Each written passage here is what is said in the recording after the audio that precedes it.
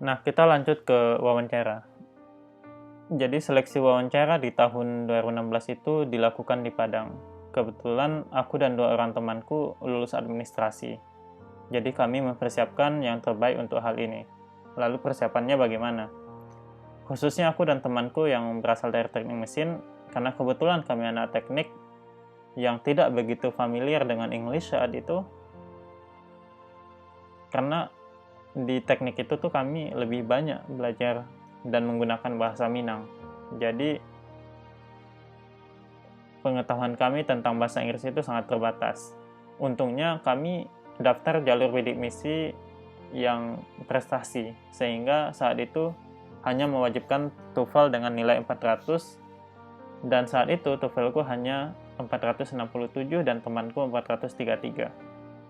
Sangat rendah sekali.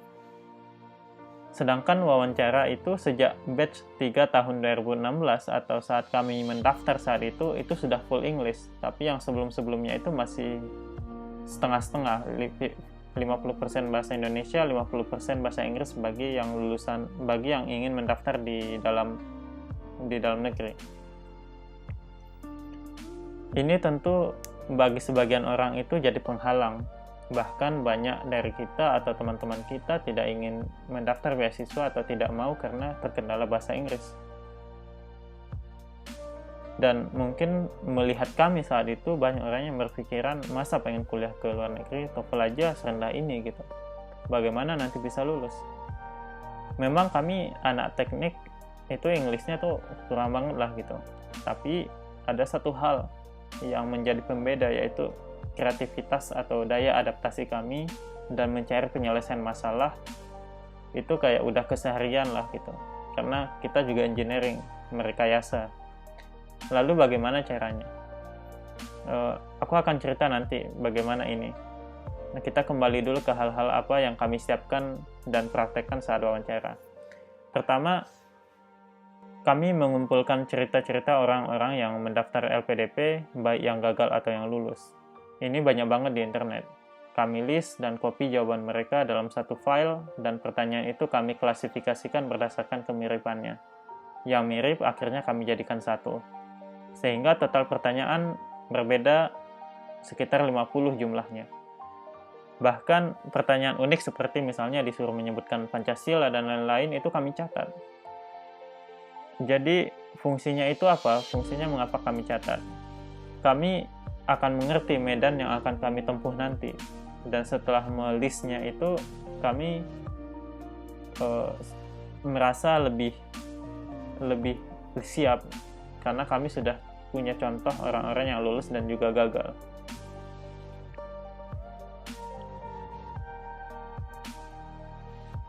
Terus list-list tadi atau pertanyaan yang sudah ada jawabannya tadi, kami coba tambahkan sesuai dengan jawaban dari pribadi kami masing-masing, karena semua jawaban itu memang tidak bisa di-copy dan seharusnya tidak di-copy, hanya sebagai referensi saja.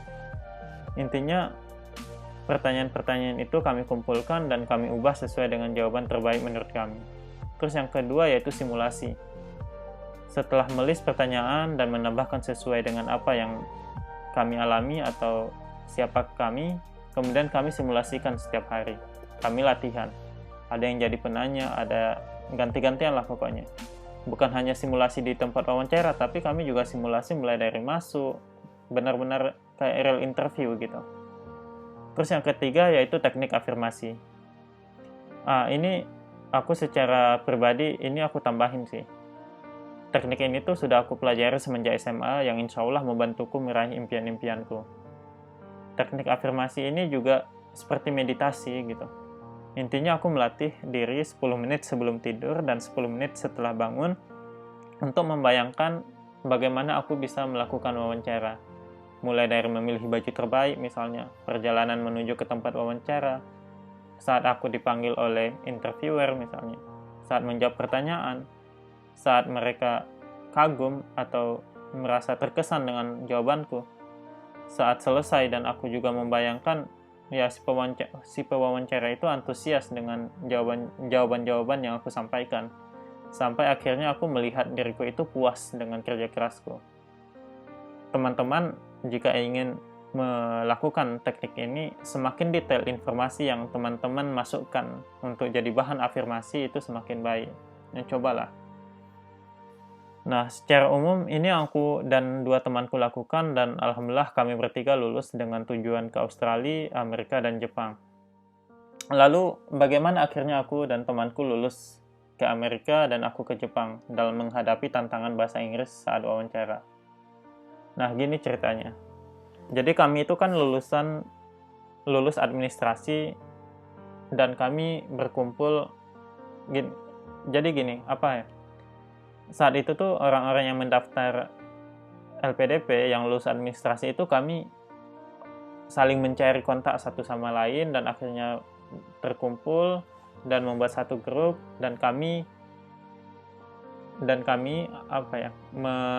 membuat sebuah agenda untuk melakukan pertemuan untuk sharing tentang persiapan yang akan dilakukan untuk seleksi substansi.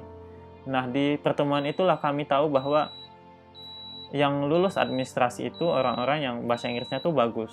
Ada yang sudah 2 bulan di Kampung Inggris Pare, Jawa Timur, ada yang 3 bulan, ada yang dari sastra Inggris, dan lain-lain. Mungkin hanya kami berdua yang Englishnya itu rendah banget, dan kami dari kampung pula gitu, dari teknik pula, yang bahasa Inggris itu sangat dijauhin gitu, dan bahasa Minang itu yang diutamakan. Nah, setelah itu tuh kami berpikir, apa nilai lebih dari kami?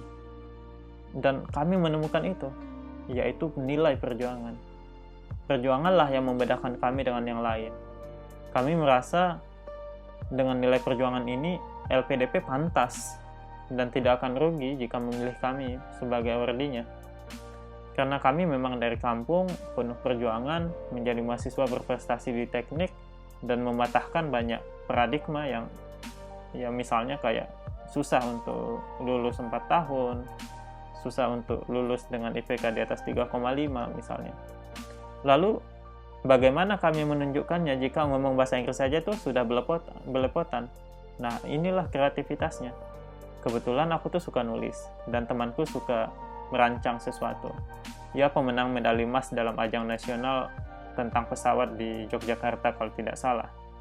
Lalu, aku mencoba untuk menuliskan semua perjuanganku dan nilai-nilai dalam kehidupanku yang menurutku LPDP butuhkan sampai lulus 3 tahun 8 bulan dari teknik, yang notabene merupakan sebuah hal yang mustahil saat itu. Bintang aktivis kampus, ikut kegiatan lokal, nasional, dan juga internasional, dan sampai aku mendapatkan LOE atau surat penerimaan unconditional dari profesor di Jepang. Aku ceritakan semuanya itu dalam bentuk sebuah novel dan komik gitu. Sebuah buku. Nah, di halaman belakang komik itu, aku lampirkan LOE-ku. Sedangkan temanku, ia print semua karya-karyanya, rancangan pesawatnya, dan semuanya kami bawa saat wawancara. Nah, aku tuh punya alasan tersendiri juga mengapa meletakkan LOE-nya Letter of Unconditional. Letter of Unconditional ya. Intinya tuh surat penerimaan tanpa bersyarat di belakang komik itu. Karena aku punya firasat akan ditanya tentang LOE, dan ini kesempatanku untuk memberikan komik itu. Ya, pada saat hari itu memang benar. Akhirnya mereka bertanya, dan aku berikan komiknya. Mereka tuh bertanya, udah punya LOE belum?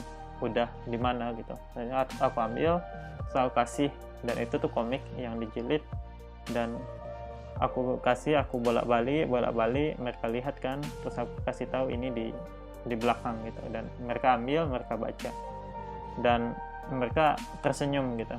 Dan setelah selesai, sengaja juga aku tidak mengambil komiknya untuk dibawa keluar ruangan, agar si pewawancara terus melihat itu, dan mungkin bisa jadi dalam perjalanan ia membawanya gitu. Dalam perjalanan pulangnya ke Jakarta, mungkin ia akan membawanya ke pesawat dan terus membaca, dan mungkin dari situ aku akan bisa bercerita siapa diriku sebenarnya.